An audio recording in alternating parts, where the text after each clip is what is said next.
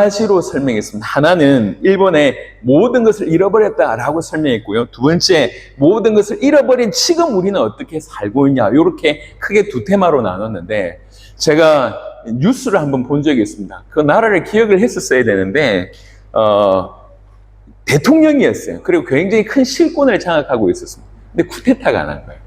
쿠데타가 나가지고 이 사람이 가지고 있는 재산이나 이런 걸 다 버려두고 몸만 피신한 거예요. 가족들도 다 이렇게 데리고 오셔서 몸만 피신했는데 이웃 나라에서 이 사람을 안 받아주는 거예요. 그러니까 이웃 나라의 땅바닥에 텐트 치고 누워있는 것이 사진으로 올라왔어요.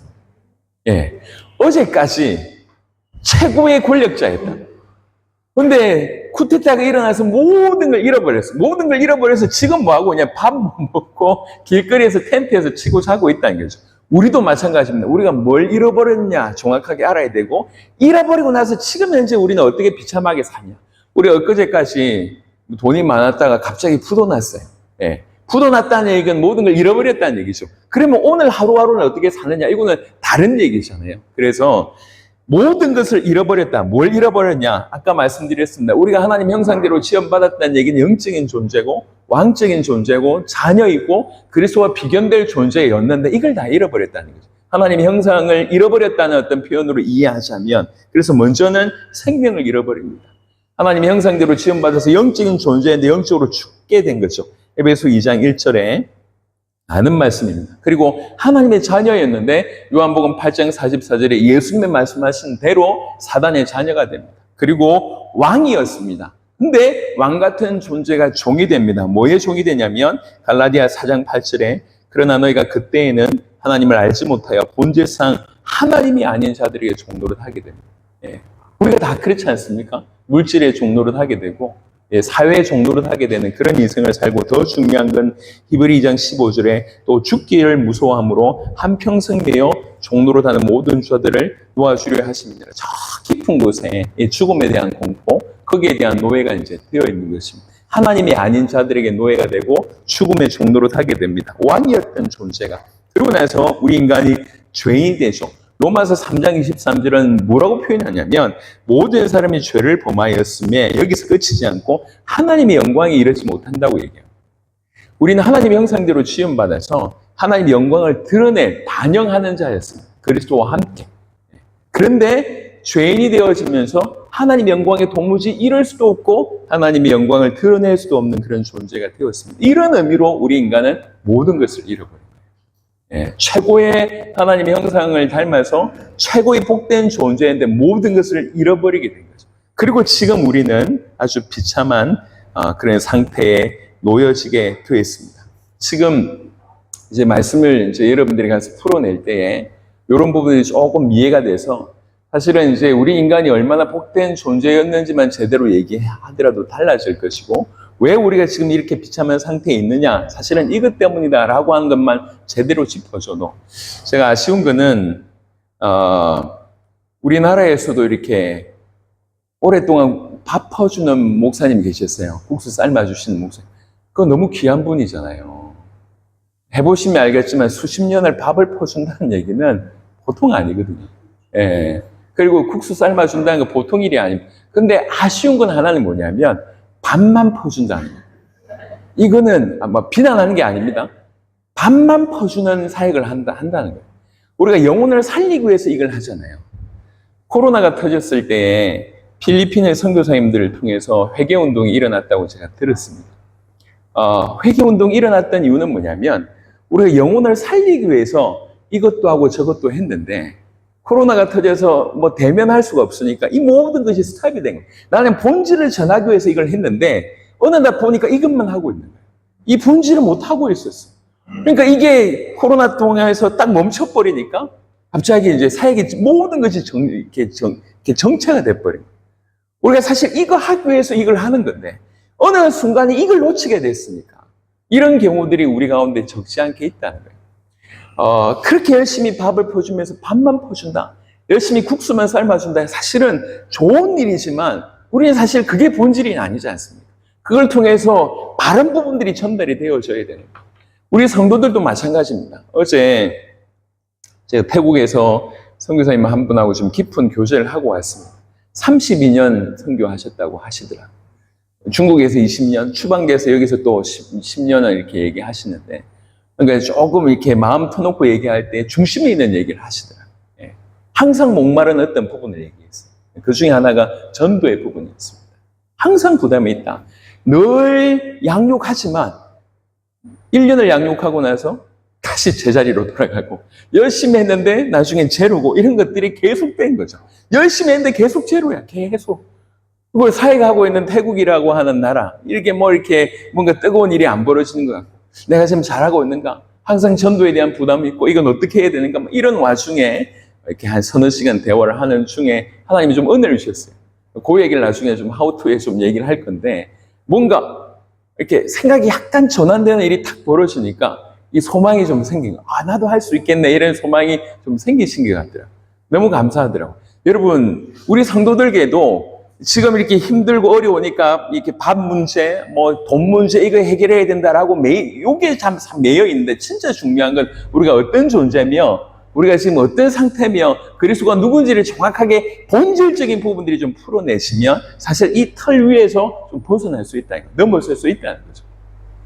그래서 문제가 생긴 것에 대해서 지금 현재 인간의 상태도 중요하지만 뭘 잃어버렸는지에 대한 명확한 이 부분이 좀 전달돼야 되겠다, 이렇게 말씀을 드리고 싶습니다. 인간의 상태는 성경 전체가 증언하는 바입니다. 그 중에 몇 가지만 얘기했어요. 창세기 1장 2절에 땅이 혼돈하고 공허함에 흑암이 깊음 위에 있고 하나님의 영은 수면 위에 운행하시니라. 창세기 1장 2절, 1장 3절 그리스도를 얘기하는 것이냐 어떤 것이냐 여전히 신학적인 논쟁이 있습니다. 하지만 제가 창세기 1장 2절을 언급한 이유는 빛이 없는 상태가 이렇다는 거예요. 빛이 없으면 어둡고, 빛이 없으면 혼란스럽고, 빛이 없으면 방황할 수밖에 없다는 거예요. 참된 빛이 없는 인간들 모두가 그렇습니다. 어둡습니다. 왜 자살하죠? 어둡기 때문에. 왜 고민하죠? 어둡기 때문에. 길이 안 보이니까. 어둡고, 그리고 방황하고, 혼란스럽고, 나중에 열심히 한 것 같은데 딴 길이라고 하는 것을 알게 됐을 때 공허합니다. 그래서 없는 사람이 방황하는 거하고 가진 사람이 방황하는 거하고 레벨이 다릅니다. 없는 사람이 죄를 범하는 거하고 가진 사람이 죄를 범하는 거하고 다릅니다. 예. 라오스는 어떤지 모르겠는데 실권자들이 가지고 있는, 실권자들이 범할 수 있는 죄가 훨씬 강력합니다. 예, 공허한 거죠. 일어나고 창세기 6장 5절에 여호와께서 사람의 죄악이 세상에 가득함과 그의 마음으로 생각하는 모든 계획이 항상 악할 뿐임을 보시고 그렇습니다. 예레미야 17장 9절에는 만물보다 거짓되고 심히 부패한 것이 마음이라고 얘기했습니다. 마태복음 11장 28절에는 항상 수고하고 무거운 짐을 집니다. 저는 개인적으로 인간의 상태를 가장 잘 논한 것이 이사야 1장 4절부터 6절의 상태라고 생각을 합니다. 슬프다 범죄한 나라요, 허물진 백성이요, 행악의 종자요, 행위가 부패한 자식이로다. 그들이 여호와를 버리며 이스라엘의 거룩하신 이를 만홀히 여겨 멀리하고 물러갔도다. 이 만홀히 여겨라고 하는 것을 계속 눈길이 갑니다. 우리의 모습인가? 너무 경솔하게 여긴다. 너무 가치없게 여긴다. 너무 무시한다는 거죠. 너희가 어찌하여 매를 더 맞으려고 폐역을 거듭하느냐? 지금 상태는 온 머리는 병들었고 온 마음은 피곤하고 발바닥에서 머리까지 상한 것이 없이 상한 것과 터진 것과 새로 맞은 흔적뿐이거든요. 그런데 그런 상태인데 그것을 짜며 싸매며 기름으로 부드럽게 함을 받지 못하였도다. 치유받고 있지 못하다는 거죠. 온 머리와 온 마음과 모든 상태가 그러한데, 마가복음 7장 우리 주님이 얘기했습니다. 밖에서 들어간 것이 나쁜 것이 아니라 속에서 나오는 것이 나쁜 것인데, 속에서 이러이러한 것들이 나온다. 그게 지금 우리의 모습이라고 하는 것이죠. 창세기 3장 16절부터 19절에 창세기 3장에 인간의 타락의 사건이 정확하게 기록되어 있습니다. 그리고 나서 창세기 3장 16절부터 정확하게 24절까지는 인간의 모든 문제의 요약이 이 안에 있습니다. 이 안에 가정의 문제가 있고요. 이 안에 후대의 문제가 들어있고요. 이 안에 자연의 문제, 환경의 문제가 들어가 있고, 이 안에 이런 내세의 문제가 창세기 3장 16절부터 24절 인간이 경험하고 있는 그 모든 문제의 요약본이 여기입니다. 왜 이런 일이 벌어졌냐? 그 얘기가 이제 조금 이따 되겠지만 모든 결과가 사실은 결과의 요약입니다. 그러다가 히브리 9장 27절 죽게 되고 심판받게 되고 마태복음 25장 41절에 나를 떠나 마귀와 그 사자들 위하여 예비된 영원한 불에 들어가게 됩니다. 영원한 지옥에 들어가게 되는 것입니다. 모든 것을 잃어버렸고 인간의 지금 비참함을 잃었습니다. 이 인간의 비참함은 성경 전체에 있는 내용이기 때문에 여러분들이 충분히 아실 수 있는 것입니다. 자, 여기서 왜 이런 일이 벌어졌는지에 대한 그 시작을 우리가 짚어봐야 돼요. 왜 이런 일이 벌어졌나? 왜 모든 것을 잃어버리게 됐고 왜 이런 비참한 상태에 갑자기 모였나? 왜 부도를 맞게 됐나? 그 원인이 뭐나? 라고 얘기할 때 창세기 2장과 창세기 3장에 나와 있습니다. 여러분, 자유주의 분들이 끊임없이 성경을 공격합니다. 성경을 공격하는 중에 제일 많이 공격하는 것은 모세오경입니다. 그 중에도 가장 많이 공격하는 것은 창세기입니다. 창세기를 신화로 만들어요. 창세기를 신화로 만들면 결정적인 몇 가지가 사라지게 되는데, 일단 창조주의 개념이 사라지게 되고요. 또 하나는 뭐냐면 인간의 문제가 어디서 왔는지가 사라집니다. 인간의 문제. 인간의 진정한 문제를 파악하지 못하면 전부 다른 얘기를 하게 되어 있습니다. 여러분, 사람이 병원에 가는 이유는 정상에 있는데 원인을 알기 위해서 가는 거죠. 원인을 알고 치유받으려고 병원에 가지 않습니까? 정상을 우리가 겪고 있지만 우리가 잘 몰라. 그래서 전문가한테 가잖아요. 가보면 전문가이신 의사들은 우리 안에서 이러이러한 문제 때문에 이런 증상이 나오고 이렇게 치유하면 됩니다라고 하는 해결책을 주는 것이죠. 원인을 제공해주고 해결책을 제공해주는 것이 의사들입니다. 성경을 보면서 우리가 정확한 원인을 알지 못하면 우리는 다른 처방을 하게 되었습니다. 우리는 영혼을 다루는 사람들이잖아요. 영혼을 다루는 사람들인데 인간의 영혼의 진정한 문제를 우리가 이해하지 못하면 우리도 다른 처방을 하게 됩니다. 다른 처방을 하면서 다른 결론으로 이 사람들을 끌게 됩니다. 여러분, 한 영혼을 올바로 인도하지 못하면 그 인도자에게 책임이 있습니다. 그래서 저와 여러분들은 무엇보다도 영혼에 대한 책임이 있는 자이기 때문에 인간의 문제가 어디서 시작되는지를 정확하게 아셔야 돼요. 창세기 2장 16절부터 17절에는 하나님이 그 유명한 약속을 주셨습니다. 하나님의 큰 약속이라 그래서 언약이라고 얘기를 합니다. 그 약속을 주셨습니다. 약속의 내용이 창세기 2장 16절 17절에 여호와 하나님이 그 사람의 명하여 이르시되 동산 각종 나무의 열매는 네가 인으로 먹되 선악을 알게 하는 나무의 열매는 먹지 말라. 네가 먹는 날에는 반드시 죽으리라 하시니라. 이 약속을 주셨습니다. 여러분, 하나님이 요한복음 1장에서는 말씀이 하나님이라고 얘기했잖아요. 하나님이 약속을 주셨다는 얘기는 사실은 전부를 주셨다고 해도 과언이 아닙니다. 이걸 좀 쉽게 말씀이신 그분이 말씀을 줬다, 이렇게도 얘기할 수 있으니까요. 그러니까 이 약속이 얼마나 사실은 엄청난 축복인지에 대해서 설명하기 위해서 이렇게 표현했고요. 두 번째는 이 약속은 유일한 겁니다. 한 가지밖에 안 주셨어요. 왜 이 약속을 주셨냐면은 하나님은 선악과가 귀한 게 아니에요. 하나님은 하나님의 자녀가 귀한 겁니다. 그리고 하나님의 자녀가 이 약속을 지키는 것이 귀한 겁니다. 이게 너무 귀해서 따먹지 마, 이게 아니에요. 초점이 여기에 있지 않다고. 초점은 하나님의 자녀에게 있습니다. 약속을 주신 이유는 하나님과 피조물의 그 관계를 정확하게 규명하신 것입니다. 약속을 줬는데 이 약속을 지킨다는 얘기는 약속을 주신 하나님께 순종한다는 얘기고, 그 약속을 지킨다는 얘기는 그분께 순종한다는 얘기는 그분께 예배한다는 것입니다. 그래서 이 약속은 죽이려고 주신 것이 아니라 오히려 인간에게 복되게 주신 약속입니다. 그래서 이 약속은 굉장히 지키기 쉬운 약속이었어요. 중요한 것은 순종하는지 안 하는지 그것만 보기 위한 것입니다.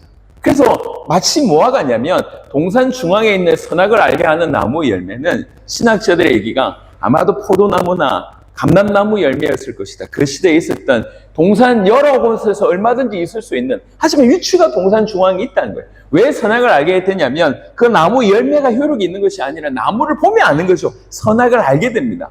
뭐가 선이니까 약속을 지켜서 안 먹는 게 선이고, 뭐가 악입니까? 약속을 어기고 이걸 먹는 것이 악입니다. 그러니까 열매가 대단히 효력이 있다, 이게 아니에요. 초점은 하나님이 이 자녀들에게 있는 거예요. 그래서 이건 마치 뭐와 같냐면, 좀 이해하기 쉽게 얘기하자면, 요 의자에만 앉지마, 요 정도 수준. 예. 요 의자에만 앉지마. 아니면 이 기둥만 손대지 마라고 하는 수준으로 사실은 우리 주님은 내가 얘기한 이 약속을 지키는지 안 지키는지를 보는 것입니다. 그래서 지키기 쉬운 약속이었어요. 예. 그 나무가 너무 맛있고 특별해서 다른 데서 먹을 수 없는 그런 개념이 아닌 것 같습니다. 그래서 유일한 약속이면서 지키기 쉬운 약속이고 한 가지만 요구합니다. 순종하라는 거예요. 순종하라는 거예요. 그런 의미로 주신 것입니다. 그런데 하나님께서 이 주신 약속을 여러분 잘 알고 있는 사단에게 쏟게 됩니다. 이게 따먹으면 네가 하나님처럼 될 거야. 사단이 스스로 그런 생각을 해서 하나님을 대적했다가 쫓겨났지 않습니까? 그 수법을 그대로 씁니다. 먹으면 될 거야. 이 사단의 속임수에 인간이 알고 있기로는 쏟게 됩니다. 여러분 창세기 3장 1절에 사단이 이렇게 속입니다. 그런데 뱀은 여호와 하나님이 지으신 들짐승 중에 가장 강교하니라. 뱀이 여자에게 물어 이르되 하나님이 참으로 너에게 동산 모든 나무 열매를 먹지 말라 하시더니 우회적으로 얘기하죠. 야, 모든 나무 열매 먹지 말라고 하디? 라고 얘기할 때에 하와가 얘기합니다. 여자가 뱀에게 말하되 동산나무 열매를 우리가 먹을 수 있으나 동산 중앙에 있는 나무의 열매는 하나님 말씀이 너희는 먹지도 말고 만지지도 말라. 너희가 죽을까 하노라 하셨느니라. 이렇게 대답을 합니다. 하나님의 약속을 받을 때 하와는 없었어요. 아담이 받았습니다. 그리고 아담이 전달해 줬죠. 근데 하와의 대답은 하나님의 약속과 상당 부분 틀렸습니다. 그러니까 아담이 제대로 얘기를 안 했든지 아니면 하와가 제대로 잘 안 들었든지 둘 중에 하나죠. 저는 후자일 거라고 생각합니다.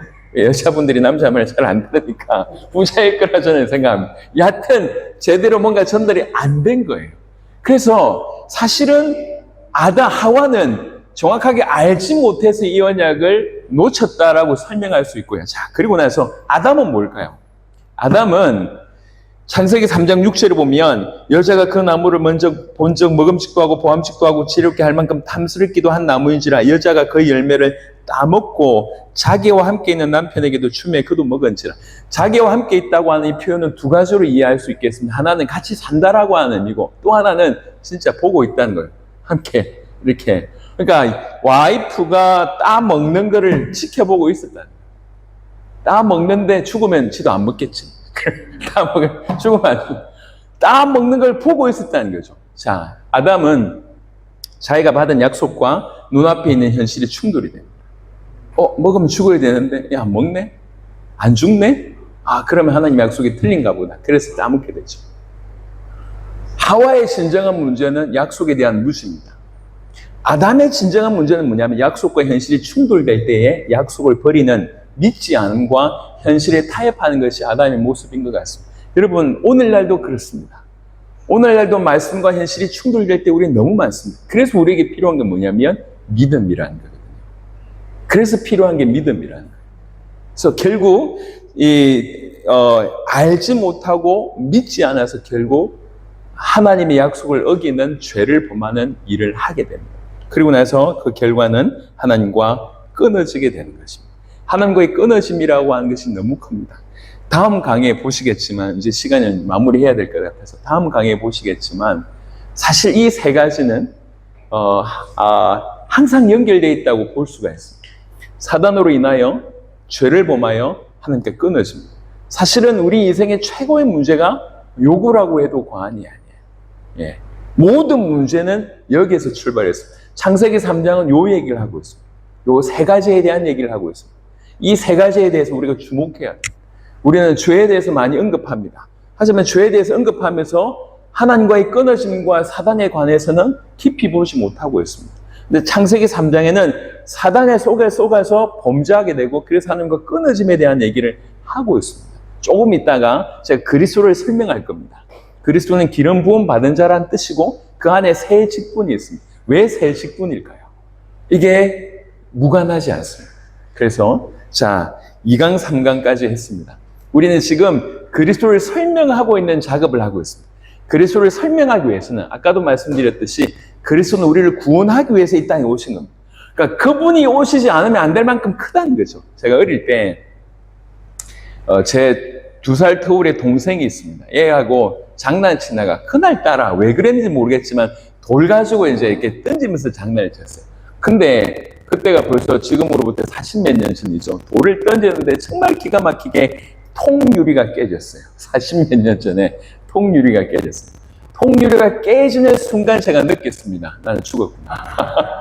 저 집주인한테 죽거나 우리 아버지한테 죽었구나. 나는 죽었구나. 라는 생각을 했습니다. 근데 이 아버지, 우리 이 주인이, 집주인이 불호령을 내리면서 아버지한테 가서 얘기하라고, 그래서 물어내라고 얘기했어요. 근데 이미 그렇게 얘기해놓고 이분이 직접 아버지한테 연락을 한 거예요. 그래서 두 분이 쇼부를 다 봤어. 근데 우리 아버지는 기다리고 있었다는 거예요. 제가 내 입으로 얘기할 때까지. 그래서 저는 어때 옵션이 이 사람한테 죽냐, 이 사람한테 죽냐, 밤새 그런 중인데 용기를 내서 아버지한테 얘기를 했어요. 근데 참 감사하게 아버지가 네가 얘기할 때까지 기다렸다. 내가 다 해결했다고 하시더라고요. 그때. 참 너무 감사했습니다. 자녀가 사고를 쳤을 때 자녀 수준으로 해결할 수 없을 때 부모님이 등판하시잖아요. 우리 인류의 문제는, 우리 인생의 문제는 우리 노력으로 해결되는 수준이 아닙니다. 하나님이 육신의 몸을 입고 오셔야 될 만큼 크고, 그분이 대신 죽으셔야 될 만큼 크고, 그분이 부활하시고 성령이 역사하심으로 말미암아 우리에게 믿어지지 않으면 안 될 만큼 사실은 우리는 큰 문제를 갖고 있습니다. 근데 정말 애석하게 우리 인간이 가지고 있는 큰 문제에 대해서 우리가 크게 생각하지 못하고 있다는 거예요. 그러니까 우리가 얼마나 큰 문제를 가지고 있는지를 명확하게 보면 우리는 그리스도에 대해서 벗어날 수가 없습니다. 이 초점에서 벗어날 수가 없어요. 하지만 이 큰 문제를 크게 보지 않고 다른 일반 유사한 문제하고 비슷하게 생각하거나 여러 문제 중에 하나라고 생각하니까 그리스도보다 다른 걸 추구하는 거예요. 예? 구제가 더 필요하거나 치유가 더 필요하거나 아니면 다른 리더십이 더 필요하거나 성공이 필요하다고 생각합니다. 이것들은 절대로 그리스도와 비교될 수가 없습니다. 왜 그리스도에게서 초점을 우리가 잃게 되냐면 우리의 진정한 문제를 우리가 목도하지 않아서 그렇습니다. 진정한 문제를 우리가 딱 목도하게 되면 이것 때문이구나라고 하는 진실로 이걸 딱 깨닫게 됐을 때는 그리스도에게서 우리가 벗어날 수가 없습니다. 저는 감사하게 사도 바울이 처음부터 끝까지 그리스도를 집중했다는 걸 성경을 통해서 확인했습니다. 우리 모두가 그러했으면 좋겠습니다. 그래서 다음 시간에 계속 연이어서 하도록 하겠습니다. 예, 마무리해 주시죠.